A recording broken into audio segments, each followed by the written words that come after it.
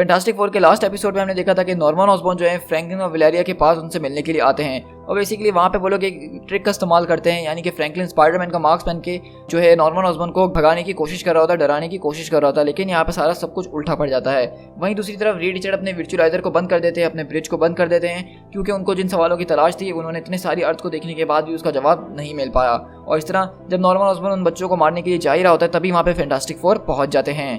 अब आगे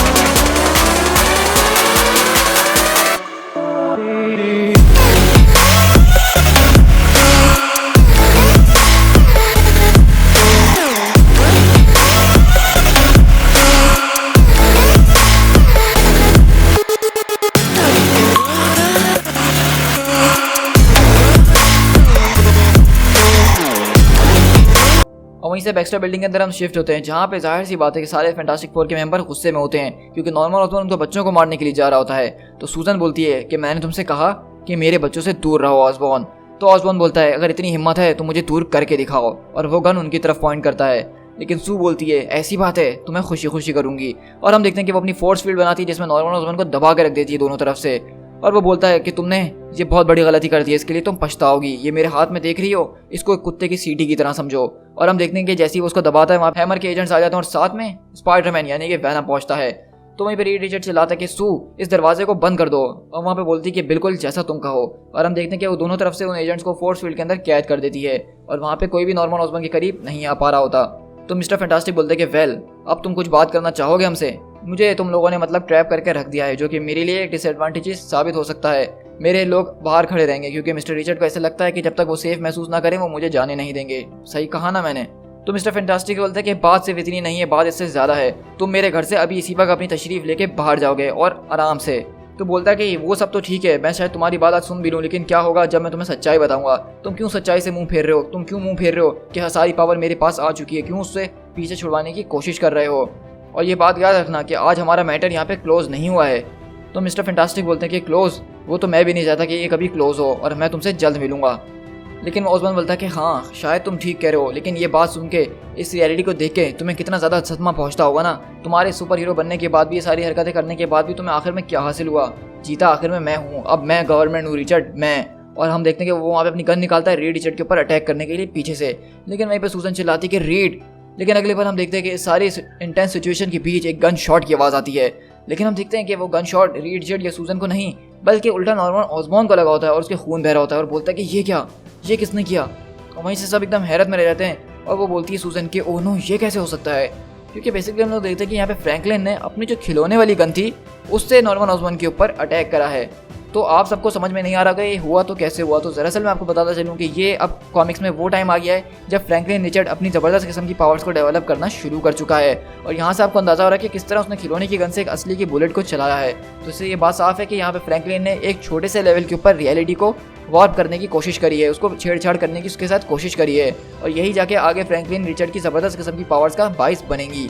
तो ये जो आप अभी देख रहे हैं ये सिर्फ एक छोटी सी शुरुआत है, और इसी वजह से ये स्टोरी काफ़ी ज़्यादा इंटरेस्टिंग बन जाती है। लेकिन वहीं पर सूजन को बहुत ज़्यादा गुस्सा आता है और बोलती है कि फ्रैंकलिन आज तुमने जो करा है वो बिल्कुल ठीक नहीं करा, चाहे तुम्हें ठीक लग रहा हो कि नहीं लग रहा हो, हम लोगों को इस तरह से हर्ट नहीं करते हैं। तो फ्रैंकलिन बोलता है कि आई एम सॉरी मॉम, मैं आइंदा से नहीं करूँगा, मुझे नहीं पता, मैं तो सिर्फ उसको रोकना चाहता था। और वहीं पे ऑसबॉर्न बोलता है कि तुम्हारे बेटे ने मुझे गोली मारी है रिचर्ड, इसके लिए तुम बहुत पछताओगे, मैं उसको नहीं छोड़ने वाला। तो रीड रिचर्ड बोलते हैं कि तुम उसके साथ कुछ नहीं करने वाले, मैं तुम्हें उसके साथ कुछ नहीं करने दूंगा। तो ऑसबॉर्न बहुत ज़्यादा गुस्से में बोलता है कि तुम मुझे नहीं करने दोगे? तुम आखिरकार हो कौन? मैं तुम्हारे घर में आऊँगा एक अंधेरी रात में और तुम्हारे बच्चे को तुमसे छीन के ले जाऊँगा और तुम मुझे रोकने के लिए कुछ नहीं कर पाओगे। तो रीड रिचर्ड बोलते कि तुम आके देख लेना और मैं तुम्हें रोक के दिखाऊंगा, अब यहाँ से फ़ौरन चले जाओ, ये तुम्हारे पास आखिरी मौका है, इससे पहले कि मैं तुम्हें लात मार के यहाँ से बाहर निकालूँ। और यहीं से हम देखते हैं कि वो लोग वहाँ से बाहर निकलते हैं और रीड रिचर्ड जो है अपने बच्चों पे गुस्सा भी कर रहे होते हैं और फ्रैंकलिन और विलारिया सारी कहानी भी सुना रहे होते हैं कि उनके जाने के बाद इस बिल्डिंग में क्या हुआ और वो 2 दिन तक इस तरह जागते रहे। मिस्टर फैंटास्टिक बोलते हैं कि वेल तुम दोनों ठीक हो, ये मेरे लिए काफ़ी अच्छी बात है, लेकिन हमें इस बारे में बात करनी होगी जो आज यहाँ पे हुआ है, खासकर मुझे और फ्रैंकलिन को तो इस बारे में बात करनी ही होगी। तो मिस्टर फैंटास्टिक को भी अंदाज़ा हो चुका है कि यहाँ पे कुछ ऐसा हुआ है जो कि नहीं होना चाहिए था, मतलब किसी ने इसको एक्सपेक्ट नहीं करा था। और द थिंग वगैरह भी यही बात कर रहे होते हैं कि यार ये कैसे हो सकता है, मतलब वो तो खिलौने की गन है, उसमें तो असली बुलेट भी नहीं है। तो वहीं पे द थिंग बोलता है कि खैर स्टैचू, ये बताओ कि जिस चीज़ को पता करने के लिए तुम इतना सब करने लगे थे उसमें तुम्हें कुछ पता चला, क्या तुम्हें कोई सोल्यूशन मिला? तो सूजन बोलती है कि हाँ वेल तुम्हें ये हमें बता देना चाहिए क्योंकि तुम्हें नहीं पता कि हमारे साथ यहाँ पे क्या क्या हुआ है। तो बोलता है कि हाँ वो काम तो कर गया, मैंने हर एक चीज़ को देख लिया जो मुझे देखने की ज़रूरत थी, लेकिन वो फिक्स मुझे मिला नहीं मिला वो मैं अभी श्योरिटी के साथ नहीं कह सकता हूँ। चलो बेटा तुम्हारी मॉम एंड डैड कुछ भी कहें, लेकिन तुम लोग ने जो करा वो बहुत बढ़िया था सच में। तो चलो अब हम अपने नए कमरों को देख तो लें पहले जाके। तो वहाँ पे सूजन बोलती है तुम मुझे सच बता रहे हो ना, तुम मुझसे कुछ छुपाने की कोशिश कर रहे हो, मुझे बताओ कि वहाँ पे क्या हुआ था। तो रीड रिचर्ड बोलते हैं कि वहाँ पे नहीं कुछ ऐसा तो नहीं हुआ। और यहाँ से हम जाते हैं उस फ्लैशबैक में जब रीड रिचर्ड जो है उसको ब्रिज को बंद कर रहे होते हैं, और तभी हम देखते हैं कि जब रीड रिचर्ड विजुअलाइजर को बंद कर रहे होते हैं उससे पहले उनको ख्याल आता है।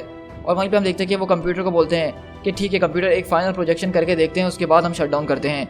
सारे के सारे प्रीवियस पैरामीटर जो मैंने सेट किए थे उन सबको हटा दो और सिर्फ ये पता लगाने की कोशिश करो इस तरह की मशीन यानी द ब्रिज को और कौन कौन सी एलईडीज में रीड रिचर्ड से बनाया और उसको इस्तेमाल करने की कोशिश कर रहे थे। तो कंप्यूटर बोलता है कि प्रोसेसिंग प्रोसेसिंग प्रोसेसिंग, और उसके बाद कंप्यूटर बोलता है कि इस तरह की 141 रियलिटीज़ हैं जिसके अंदर द ब्रिज को बनाया गया है। तो रीड रिचर्ड पीछे मुड़ते और बोलते हैं कि ओह नो ये क्या है अब। और हम देखते हैं कि द ब्रिज के अंदर से अचानक से रोशनी आती है और वहाँ पे अजीब व गरीब लोग शेडोज़ के अंदर खड़े होते हैं जिसको रीड रिचर्ड देख के एकदम दंग रह जाते हैं। तो वहीं पे सूजन बोलती है क्या तुम मुझे बताओगे कि वहाँ पे क्या हुआ था, कुछ तो ज़रूर हुआ है, तुम मुझसे कुछ छुपा रहे हो। तो रीड रिचर्ड बोलते हैं कि नहीं वहाँ पे कुछ भी नहीं हुआ। और हम देख रहे हैं कि बेसिकली रीड रिचर्ड की बात सूजन स्टॉर्म से भी छुपा रहे कि वहाँ पे कुछ ऐसा हुआ था। तो सूजन बोलती है अच्छा अगर ऐसी बात है तो तुम्हें उस मशीन को डिस्ट्रॉय करना होगा। तो रीड रिचर्ड बोलते हैं कि डिस्ट्रॉय, ये तुम क्या कह रही हो। तो कहती है कि हाँ मैंने कभी तुमसे किसी चीज़ के लिए नहीं कहा कि तुम उसको ख़त्म कर दो, लेकिन इस चीज़ ने तकरीबन हमारी फैमिली को आज डेंजर में डाल दिया था, तो मैं चाहती हूँ कि तुम अपने लैब वापसी लौट के जाओ और इस चीज़ को मुकम्मल तौर पर डिस्ट्रॉय कर दो। तो रीड रिचर्ड बोलते हैं कि सू क्या कह रही हो तुम, मैं ऐसा नहीं कर सकता। तो सू बोलती है कि मुझे नहीं पता, तुम्हें मुझसे वादा करना होगा। तो रीड रिचर्ड बोलते हैं कि ठीक है मैं तुमसे वादा करता हूँ कि मैं उसको पीस बाय पीस अलग कर दूंगा। और इस तरह हम देखते हैं कि रीड रिचर्ड उस पूरी की पूरी मशीन को, द ब्रिज को वहाँ पे जो है पीस बाय पीस खोल के अलग कर देते हैं।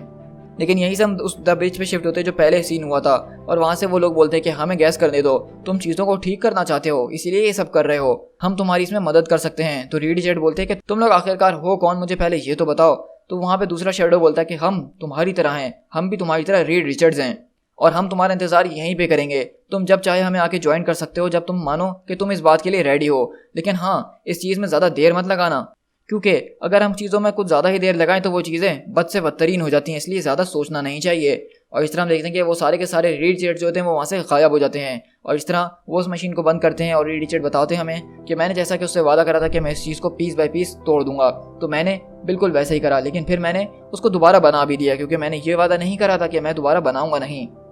अब स्क्रल इन्वेजन को हुए 2 हफ्ते हो चुके हैं और नॉर्मन ऑसबॉर्न भी हमारे घर का विजिट कर चुका है। मैंने इस बार सोच लिया था कि मैं अपनी सारी हदें पार कर दूंगा और रियलिटी को ठीक करने के लिए सब कुछ करने की कोशिश करूंगा।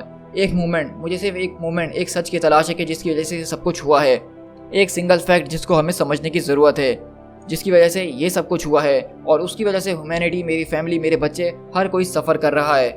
और ये है वो दुनिया जो शायद मेरी वजह से बन गई है, लेकिन मैं अब जानता हूँ कि मुझे इसको ठीक करने के लिए किस चीज़ की ज़रूरत है और मैं इसको बिल्कुल ठीक कर दूंगा। और इस तरह हम देखते हैं कि रीड रिचर्ड यहाँ पे कमरे के अंदर घुसते हैं जहाँ पे वो अलग अलग दीवारों पे, छतों पे, ज़मीन के ऊपर अलग अलग जो है चीज़ें लिखी हुई होती हैं। ऐसा लगता है कि कैलकुलेशंस कर रहे हैं रीड रिचर्ड, और वहाँ पे रीड रिचर्ड फाइनली समझ चुके होते हैं कि सबको कैसे ठीक करना है। और यहाँ पे रीड रिचर्ड अपना आइडिया 101 लिखते हैं, और वो आइडिया बेसिकली होता है कि सॉल्व एवरीथिंग। और रीड रिचर्ड बताते हैं कि ऐसी कोई प्रॉब्लम नहीं है जिसको सॉल्व ना किया जा सके। दी एंड।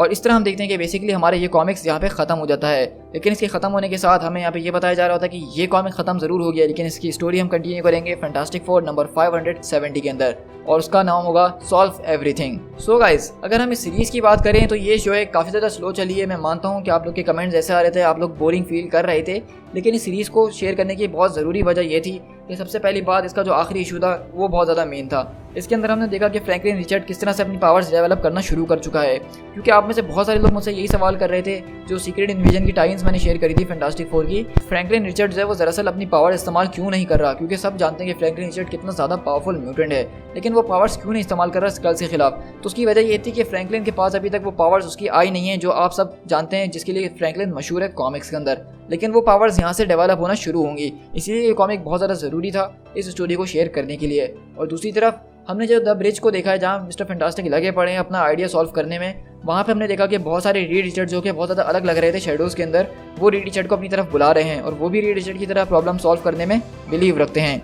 तो मैं आपको बता दूं थोड़ा सा हाइप आपका क्रिएट करने के लिए कि आगे जाके ये जो है काउंसिल ऑफ रीड्स बनेगी और यहाँ पे होगा ये कि अलग अलग यूनिवर्स के रीड रिचर्ड जो हैं वो मिलके एक काउंसिल बनाएंगे और वो मल्टी रिवर्सल लेवल पे जो प्रॉब्लम्स होती हैं उसके ऊपर काम किया करेंगे। और यहाँ से मैं आपको बता दूं कि काउंसिल ऑफ रीड्स जो है पूरे फैंटास्टिक फोर का एक बहुत ही ज़बरदस्त पहलू होने वाला है। लेकिन ये सब हम अभी नहीं, अपने डार्क एंड के टॉपिक को ख़त्म करने के काफ़ी टाइम बाद देखेंगे, इस स्टोरी को कंटिन्यू करेंगे। लेकिन आप फिक्र नहीं करिएगा क्योंकि आपको पता है कि मैं कोई भी स्टोरी बीच में अधूरी नहीं छोड़ता हूँ। सो गाइस आई होप कि आपको ये मेरी छोटी सी सीरीज़ काफ़ी ज़्यादा पसंद आई होगी।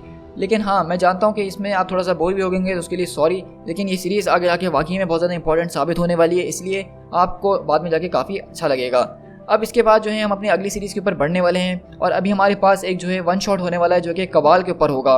और वो वन शॉट काफ़ी ज़्यादा इंटरेस्टिंग है क्योंकि उसमें हम कबाल के सारे मेंबर्स के एक अलग अलग पर्सपेक्टिव देखेंगे, उनके नज़रिए से देखेंगे कि वो नॉर्मन ऑसबॉर्न के बारे में क्या सोचते हैं। और उसके बाद ही हम जो है फाइनली थॉर की सीरीज़ स्टार्ट करने वाले हैं जो कि डार्क रेन के अंदर होने वाली है। सो गाइस, इसीलिए मैं चाहता हूँ कि आप इस वीडियो को लाइक करें, कमेंट करके बताइए कि आपको ये वीडियो कैसी लगी। और हाँ, जाने से पहले चैनल को सब्सक्राइब ज़रूर कीजिएगा क्योंकि आपके सब्सक्राइब करने से ही मुझे मोटिवेशन मिलती है इस तरह के और ऑसम कंटेंट बनाने के लिए। So guys, this is speed tiger. मिलते हैं किसी और कॉमिक बुक सीरीज़ के साथ। Till then, thank you so much.